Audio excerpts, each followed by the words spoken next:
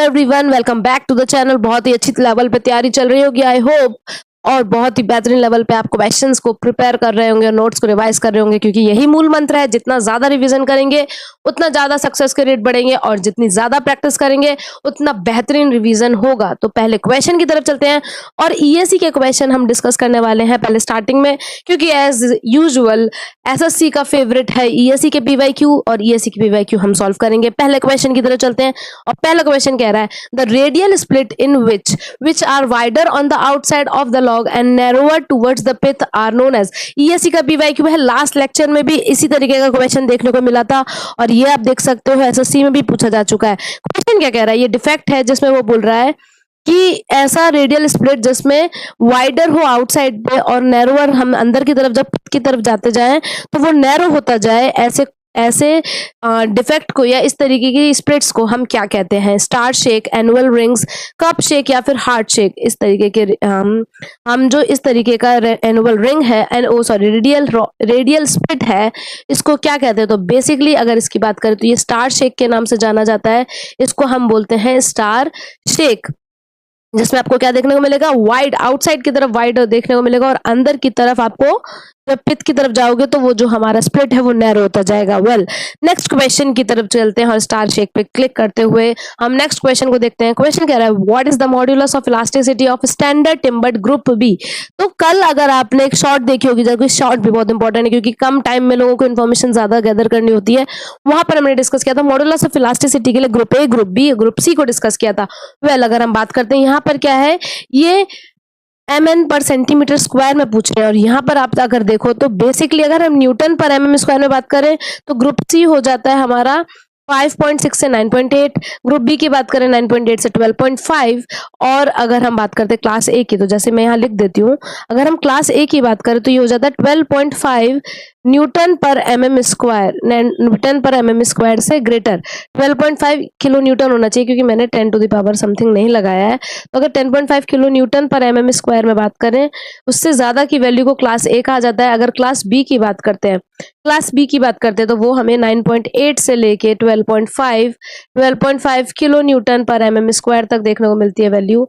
Well, वहीं पे अगर हम बात करते हैं लेस देन 5.6 है, और हमारी लेस देन 5.6 है, या फिर हमारी 9.8 तक आपको देखने को मिल रही है। लेस देन लगा दिया मैंने। बेसिकली अगर हम बात करें 5.6 से 9.8 तक आपको देखने को मिल रही है वैल्यू, तो हमारा ये आ जाता है ग्रुप सी में। और यहाँ पे क्वेश्चन लेकिन आप देखो यूनिट चेंज कर दी है। तो अगर हम यहाँ पे बात करते हैं तो बेसिकली जो हमारी 1 से 1.5 वाली रेंज है उसको हम ग्रुप बी में कंसीडर करते हैं वैल्यू को। यहाँ पर बेसिकली यहाँ पर हमारी यूनिट चेंज कर दी है। ईएससी 2009 का क्वेश्चन है, इंपॉर्टेंट क्वेश्चन। नेक्स्ट क्वेश्चन की अगर हम बात करें तो the moisture content of timber, तो आप ये देख सकते हो बहुत सारे जेईई एग्जाम में पूछा गया है, क्योंकि ईएससी 1998 में और 2008 दोनों टाइम पे ये रिपीट हुआ है। जब ईएससी जैसे एग्जाम क्वेश्चन रिपीट कर सकते हैं तो ऑब्वियसली और डिफरेंट एग्जाम तो कर भी सकते हैं अपने पीवाईक्यू, इसलिए पीवाईक्यू लगाना बहुत इंपॉर्टेंट है। तो the moisture of timber used in building frames can be, तो मॉइस्चर कंटेंट कितना होना चाहिए जो बिल्डिंग फ्रेम्स में और टिम्बर यूज करते हैं, तो उसका जो कंटेंट है वो 8 से 12% के बीच में वेराई करना चाहिए। हम अगर बात करें मॉइस्चर इससे ज्यादा नहीं होना चाहिए, क्योंकि फिर उसके जो ड्यूरेबिलिटी है वो कम होने लगती है। वेल, बी हमारा 8 to 12% will be the correct answer of this question. Next question की अगर हम बात करें, a natural material timber is one of the following, इनमें से जो हमारा टिम्बर है वो इनमें से क्या है? आइसोट्रॉपिक, एनाइसोट्रॉपिक, होमोजीनियस या हेट्रोजीनियस। सबसे पहली बात, होमोजीनियस होते हैं जब सेम एटम या सेम मॉलिक्यूल से जो बनता है वो हमारा होमोजीनियस हो गया। हेट्रोजीनियस जिसमें बहुत सारे मॉलिक्यूल्स और एटम, 2 से ज्यादा अगर मॉलिक्यूल्स और एटम हमें देखने को मिलते हैं तो हेट्रोजीनियस। आइसोट्रॉपिक की बात करें, सेम डायरेक्शन में अगर सारी प्रॉपर्टी सेम है तो आइसोट्रॉपिक, अगर हमारी सारी प्रॉपर्टी डिफरेंट है तो एनाइसोट्रॉपिक है। And timber is an anisotropic material. B option is the correct answer of this question. Next question की बात करते हैं, which of the one of the following is the most preferred wood और high quality and durable, तो इनमें से कौन सी जो है सबसे ज्यादा हाई क्वालिटी और ड्यूरेबल देखने को मिलती है? सैंडलवुड जो कि हमारी चंदन की लकड़ियां हैं, देवदार वुड, टीक वुड या फिर शीशम वुड। तो अगर हम बात करते हैं जो टीक वुड होता है हमारा most preferred high quality furniture हमें टीक वुड से देखने को मिलता है। ईएससी 2007 का क्वेश्चन है और ये टीक वुड जो है हमारा हाई क्वालिटी और ड्यूरेबल फर्नीचर बनाने के लिए यूज किया जाता है। वहीं पे अगर हम बात करें शीशम की जो लकड़ियां होती हैं वेरी फेमस, इनको विंडो के फ्रेम फर्नीचर बनाने के लिए, डोर बनाने के लिए सॉरी, उनको यूज किया जाता है। वेल वहीं पे अगर हम देवदार की बात करते हैं तो बिल्डिंग कंस्ट्रक्शन में जब हमें जैसे सेटिंग करनी होती है या बेसिकली अगर हम बात करें जो हमको इजीली कास्ट करने के लिए जो वुड्स चाहिए उनकी अगर हम बात करें तो वहां पर हमारा दियोदर वुड यूज किया जाता है। वेल हाई क्वालिटी वुड हमारी टीक वुड है। नेक्स्ट क्वेश्चन की बात करें, ये 2006 में पूछा गया है और ये हमारा PYQ इंपॉर्टेंट है क्योंकि यहाँ पर हमारे को थोड़ा सा मैच करना है। एक तरफ हमें दे रखा है हमारे वुड्स की टाइप और एक तरफ हमें दे रखा है यूजेस। बबूल की बात करें तो बबूल कहाँ यूज किया जाता है? बबूल हमारा एग्रीकल्चरल टूल बनाने में यूज किया जाता है। तो बबूल की अगर हम बात करते हैं तो एग्रीकल्चरल टूल्स हो गए, उसमें हमारा यूज किया जाता है। तो ए का हमारा हो जाएगा 3। और बेंटेक की अगर हम बात करें तो ये हमारा एंटी फंगल और इंसेक्ट रिपेलेंट प्रॉपर्टी शो करता है। तो इसको हम बेसिकली बोट्स बनाने के लिए यूज करते हैं। डी का हो जाएगा हमारा 2।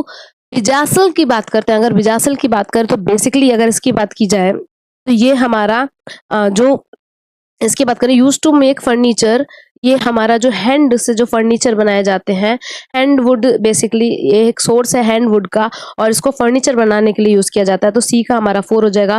वहीं पे मलबरी की बात करते हैं तो मलबरी में हमारा बेसिकली ये टेनिस रैकेट को बनाने के लिए यूज किया जाता है।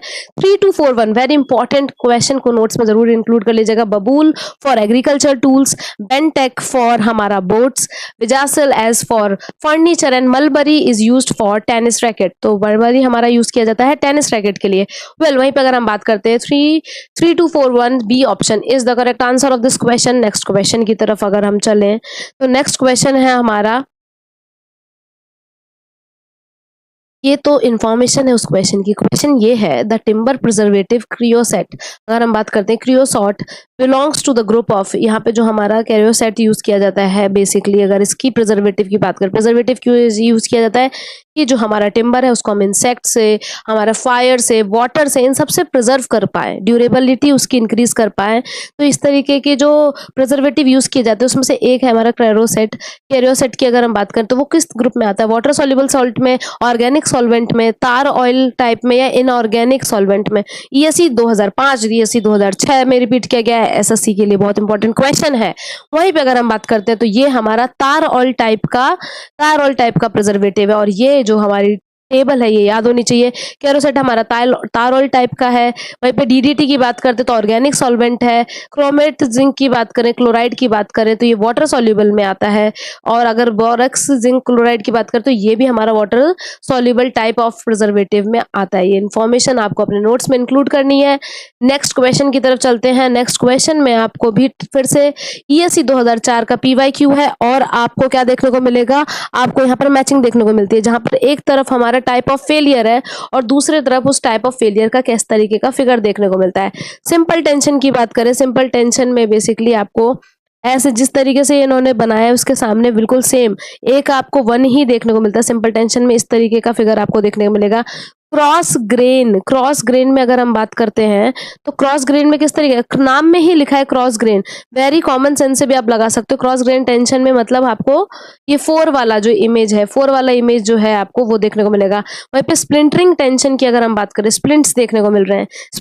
स्प्लिंटरिंग टेंशन की बात करते हैं तो आपको सेम जो सी के सामने जो फिगर बनी हुई है ये देखने को मिलती है। और ब्रैश टेंशन की बात करें तो डी का हमारा 2 हो जाएगा। Very important, A1, B4, C3 and D2 very important question. अगर हम इसकी बात करें तो ऑप्शन ए हमारा मैच कर रहा है। Option A is the correct answer of this question. Next question की तरफ चलते हैं। ईएससी 2004 का again PYQ very important question पूछ रहा है। Dry rot in timber is due to, तो जो ड्राई रॉट है टिम्बर में वो किसके वजह से देखने को मिलता है? Stacking wood in an open area, lack of ventilation, decomposition of sap या फिर लैक ऑफ प्रिजर्वेटिव। तो बेसिकली अगर हम इसकी बात करते हैं तो certain types of fungi, basically अगर हम बात करें यहाँ पर क्या होता है तो कुछ फंगाई होते हैं जो कि हमारे वुड पे लग जाते हैं और जब वो अटैक करते हैं हमारे वुड पे तो उसको ड्राई पाउडर फॉर्म में कन्वर्ट करने लगते हैं। इसी तरीके की चीज को हम ड्राई रॉट कहते हैं। अब ये कहाँ होता है? एक तो जहां पर एयर का सर्कुलेशन फ्रीली ना होता हो, एयर का अगर फ्रीली सर्कुलेशन ना होता है, इस तरीके के रूम्स में, इस तरीके के बेसमेंट में आपको ड्राई रॉट देखने को मिलेगा। तो पहला लैक ऑफ वेंटिलेशन, तो 2 करेक्ट है। 2 करेक्ट होते ही बी हमारा कैंसिल हो जाएगा, डी कैंसिल हो जाएगा। अब इसके संग देखना है कि क्या ओपन एरिया, तो ओपन एरिया अगर आ गया तो वहां पे एयर का वेंटिलेशन होता होगा, तो ये ऑप्शन तो ऐसे ही करेक्ट इनकरेक्ट हो गया, ए तो ऐसे ही कट गया। तो बचा क्या हमारा? Decomposition of SAP. तो सैप अगर डिकम्पोज हो रही है और लैक ऑफ वेंटिलेशन देखने को मिल रहा है, तो आपको कौन सा रॉड देखने को मिलेगा? ड्राई रॉड देखने को मिलेगा टिम्बर में। So C option is the correct answer of this question. Next question कह रहा है the maximum deflection in timber. तो हमारा जो मैक्सिमम डिफ्लेक्शन है टिम्बर में और joint should be not greater than, तो मैक्सिमम डिफ्लेक्शन कितना हमको देखने को नहीं मिलना चाहिए? तो it should not be greater than span upon 360। Span upon 360 से ज्यादा डिफ्लेक्शन नहीं देखना मिलना चाहिए।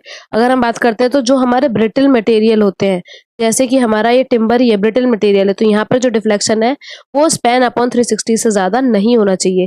C option is the correct answer. अगर कैंटिलीवर बीम की बात करते हैं यहाँ पे, अगर कोई कैंटिलीवर होती, अगर कैंटिलीवर बीम के बारे में पूछते, कैंटिलीवर बीम के बारे में पूछते, तो हमारा कितना होता है? Span upon 150, span upon 150, span upon 150 से ज्यादा नहीं होता। इस जो हमारा बेसिकली अगर हम डिफ्लेक्शन की बात करें, स्पैन अपॉन 150 से ज्यादा नहीं देखने को मिलता।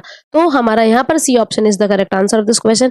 नेक्स्ट क्वेश्चन की बात करें तो the compressive strength in structural timber is minimum in a direction. तो हमारा किस डायरेक्शन में सबसे कम मैक्सिमम पढ़ रही हूँ, मिनिमम आपको कंप्रेसिव स्ट्रेंथ देखने को मिलती है हमारे जो टिम्बर स्ट्रक्चर है उसमें? तो the compressive strength of timber is maximum parallel to grain and minimum in perpendicular to grain. तो मैक्सिमम कब होगा? अगर मैक्सिमम की बात करें तो मैक्सिमम होगा पैरेलल टू ग्रेन में, और मिनिमम कब होगा? मिनिमम होगा हमारा परपेंडिकुलर टू ग्रेन में। B option is the correct answer of this question. Well, next question की तरफ चल रहे हैं। नेक्स्ट क्वेश्चन भी ईएससी 1999 एंड 2002 का है। वेल, वहीं पे अगर हम बात करते हैं the current sequence in decreasing order of the effectiveness of the method of preservation is. तो हमारा प्रिजर्वेशन का मेथड ही नहीं दे रखा है, क्वेश्चन में थोड़ी गड़बड़ है।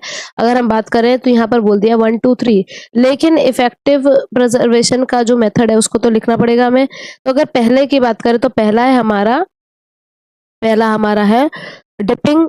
अगर हम बात करें, पहला है हमारा डिपिंग। डिपिंग ज्यादा अच्छा है या फिर हमारा स्प्रेइंग ज्यादा अच्छा है? स्प्रेइंग या फिर ब्रश, स्प्रेइंग बोल लो या फिर स्प्रेइंग बोल लो या फिर बोलो ब्रशिंग। ब्रशिंग, डिपिंग ज्यादा अच्छा है, ब्रशिंग ज्यादा अच्छा है, या फिर हमारा प्रेशर से, बाय प्रेशर इंजेक्शन ज्यादा अच्छा है? प्रेशर से हम इंजेक्ट करें, प्रेशर इंजेक्शन ज्यादा अच्छा है। इन तीनों में से सबसे बेस्ट मेथड कौन सा है? डिक्रीजिंग ऑर्डर में लगाना है, बेस्ट, फिर सेकंड बेस्ट और फिर लास्ट। तो अगर हम बात करते हैं सबसे ज्यादा, pressure injection is the better one. तो 3 हमारा सबसे पहले आएगा। 3 के बाद अगर हम बात करते हैं तो हमारा सबसे ज्यादा इफेक्टिव हमारा होता है प्रेशर इंजेक्शन। फिर हमारा, अगर हम डिपिंग और स्प्रेइंग या फिर ब्रशिंग के बीच में बात करें तो dipping is more effective than brushing. तो 3 2 1 इज ऑप्शन। अगर एग्जैक्ट यही करेक्ट ऑप्शन है तो मैं इसको 1 दे देती हूँ, इसको 2 और इसको 3 नेम कर देती हूँ। तो 3 2 1 will be the correct answer of this question. Next question की तरफ चलते हैं। क्वेश्चन कह रहा हूं the basis of what category can timber be classified as XYZ। तो XYZ किसके बेसिस पे? ABCD किसके बेसिस पे हो रहा था? हमारा ABCD हो रहा था बेसिकली, अगर मॉड्यूलस ऑफ इलास्टिसिटी की बात करें। लेकिन XYZ हमारा किसके बेसिस पे कर रहे हैं? तो हमारा ये हो रहा है classification on the based of ability, कितना किस तरीके का अवेलेबल है, हमें अवेलेबिलिटी के ऊपर क्लासिफिकेशन हो रहा है। जिसमें अगर हम बात करें X की बात करते हैं, अगर x की बात करें तो हमको कितना देखने को मिलता है? x is the most common grade, जिसमें 1415 मीटर क्यूब एंड इससे ज्यादा हमें पर ईयर मिलता है। पर ईयर अगर हमें 1.1415 मीटर क्यूब एंड इससे ज्यादा अगर पर ईयर हमें मिल रहा है तो उसे x कहेंगे। y की बात करते हैं तो y हमारा हो जाएगा 355 मीटर क्यूब।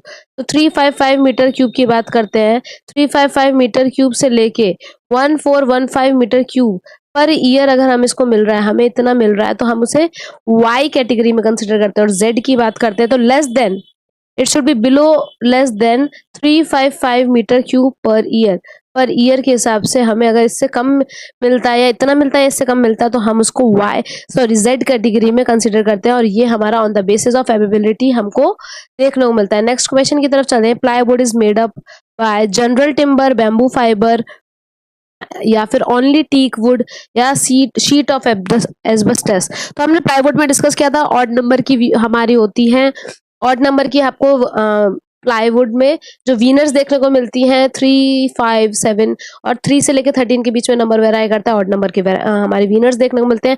और जनरली इसको हम जो टीक वुड होती है उससे बनाते हैं। Plywood is made up of teak wood, so C option is the correct answer of this question. और जो फेस पर हमारा सबसे ऊपर वाला जो वुड का फेस होता है उसको हम बोलते हैं फेस वुड, फेस प्लाईवुड।